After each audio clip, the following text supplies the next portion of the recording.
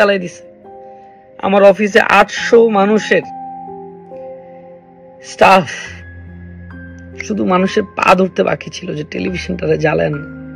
ভালো নেই তৌহিদউদ্দিন আফ্রিদি। ঘর বাড়ি, অফিস, ব্যবসা প্রতিষ্ঠান সবকিছু ভেঙে চুরমার করে দেয় দুর্বৃত্তরা।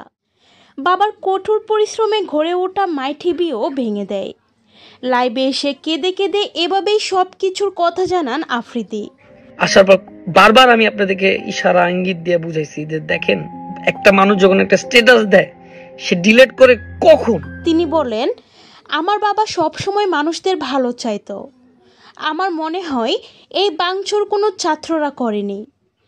আমাকে কেউ বিশ্বাস করাতে পারবে না এইগুলো ছাত্রদের কাজ, এইগুলো হচ্ছে সন্ত্রাসদের কাজ।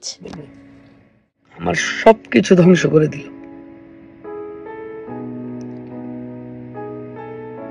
তো মাই টিভির গেটটা খুলে যেই আসতো আমার কাছে দেখা হইতো আমার সাথে, খালি হাতে বিদায় দিতাম না।